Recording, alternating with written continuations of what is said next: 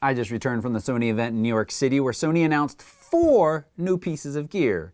The a6100, the a6600, the new 16-55, and that 70-350.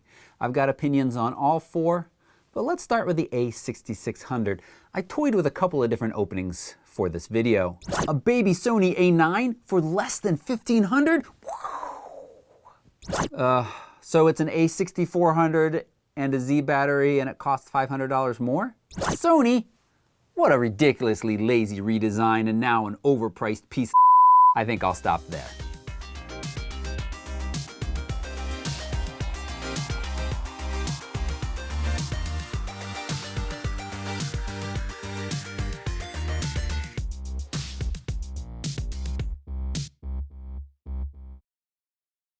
This video is sponsored by Squarespace. If you're looking to easily create a beautiful website, gallery, portfolio, or store, maybe you want to sell prints of your beautiful photos, Squarespace is the fastest and easiest way to set that up. Save 10% off your first purchase using the link squarespace.com/photorectv.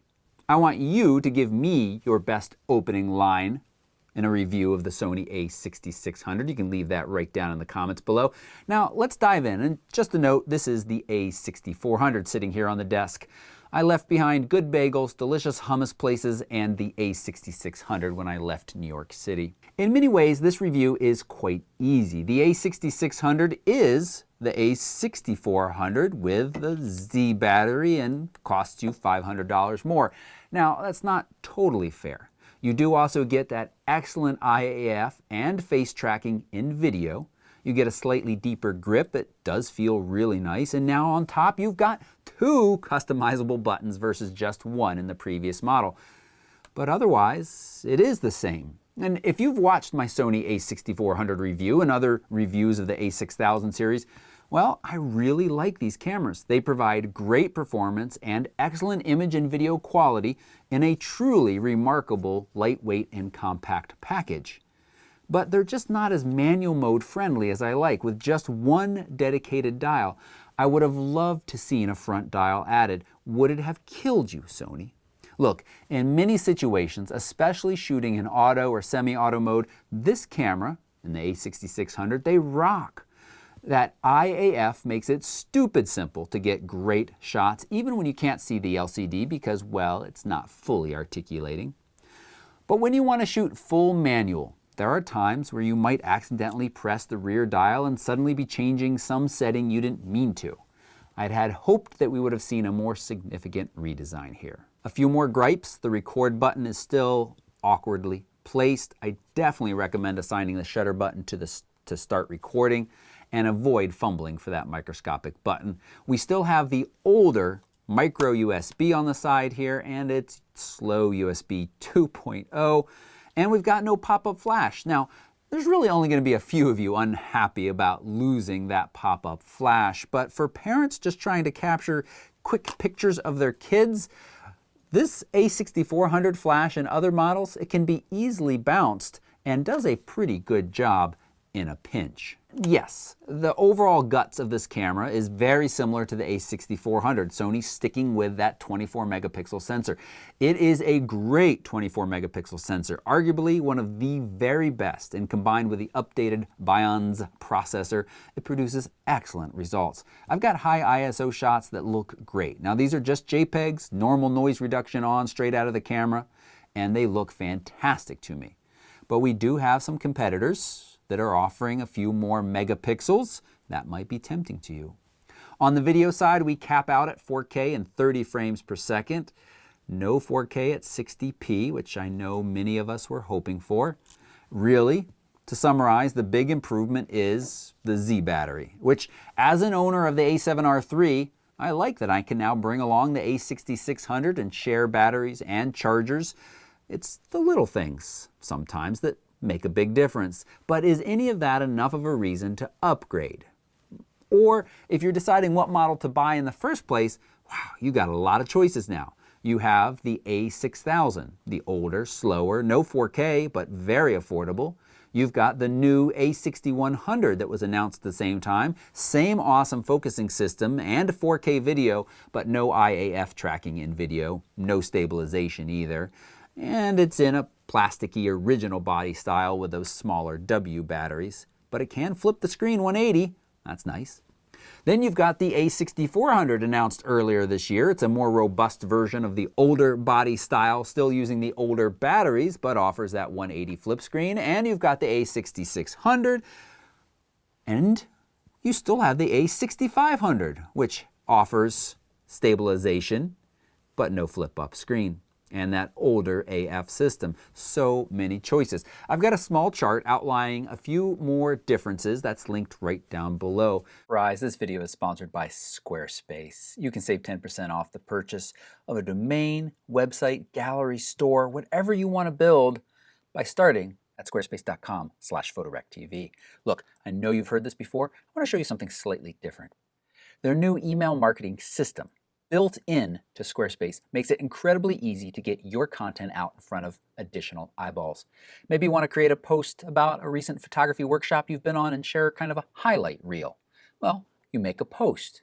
You want more people to see that. Sure, you can post on social media, but you are at the whim of the algorithm. But if you've collected folks' email, people who are interested in your content, you know that when you send that email, it will end up in their inbox. And once you've created a post, it is incredibly easy to just pop that over into a draft campaign and then send it. How can you collect emails? Very easy. There's an integrated email collection box that you can set right there on your front page. You can also even have it pop up if you want to be a little bit more in their face.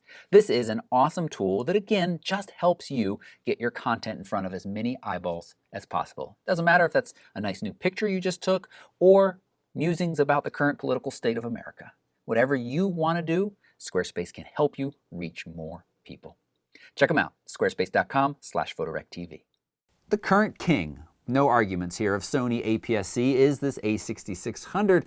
Now, body only, $1,400, and with the 18-135, $1,800. Now, that's getting a bit pricey. Some of you might suggest just buying a full frame. After all, the A7 III is just $2,000, not much more. Or an older A7 II, it's right in there too. But I think many of you might be missing the point. These cameras are targeted at people who want a lightweight, compact system. And while there aren't huge differences in body weight, 150 grams between the a6600 and the A7 III, it's about the weight of a baseball. It's when you start to talk about lenses needed to cover a full-frame sensor versus a crop, it really starts to add up. The new 70-350 lens, it weighs 625 grams. The Sony 70-300 FE lens, that's for their full frame, weighs about 200 grams more. That's about the weight of an adult hamster. Sorry, I just discovered this website that gives you real-world items for various measurements. I don't know if you could tell. So a hamster plus a baseball, it doesn't sound like much, but it does start to add up in weight and space. Look at this little bag. It's holding an a6600, a 16-55 f2.8, and that 70-350 lens. And there's still room for a nice prime lens. Look, the a6600 is not a bad camera. I just struggle to find a larger market to recommend this camera to. If you want the best Sony currently offers with excellent battery life, the a6600 is the choice. But there is a lot of competition, including from Sony's own cameras. Many of those that are going to steal users away. You save a little bit and don't have to sacrifice too much. And then you've got things like the Fuji X-T3. It remains an impressive competitor. But one thing Sony loves to point out, they're currently the only system with one mount. So if your current desire or budget limits you to APS-C, but you plan to move to full frame later, Sony is your best option for the easiest mount transition. But let's move on. I've got first impressions of the 16-55 f2.8. I'm going to make this brief. It is a premium lens, excellent image quality, autofocus MF switch, and a nice little customizable button thrown in too. I'm pretty happy with this lens. Now, it's not stabilized, which helps keep the weight down, and that does make it more attractive to pair with something like the new a6600. But Sony is charging a premium for this lens. It has no real alternatives in the APS-C space. And then you have the 70-350. This is an f4.5 to 6.3 lens, and it is fantastic.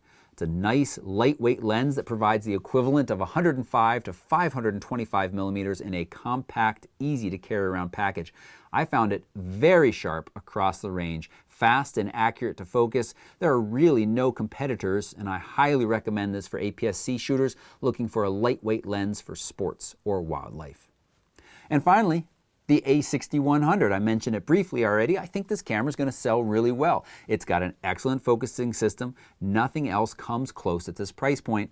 The viewfinder isn't great. The body's cheaper plastic. But parents looking for an affordable but capable solution for everything from toddlers running around the backyard to high school kids involved in sports, this camera can do it and do it quite well. Again, I just want to stress how nice, capable, and reliable IAF is. It truly is a game changer for many of us just trying to capture good pics of our kids. If you're not capturing stuff with eyeballs, though, it's a lot less exciting. I'd love to know your thoughts. Which new piece of gear announced at the Sony event or elsewhere in the past week was the most interesting to you? Let me know in the comments down below. Hit that thumbs up button if you found this video helpful, and don't forget to subscribe. And click that little bell to be notified of future videos. I've got a video in the works, what Sony must change in their next model release, and my dream features for future cameras. Thanks so much for watching. Bye-bye.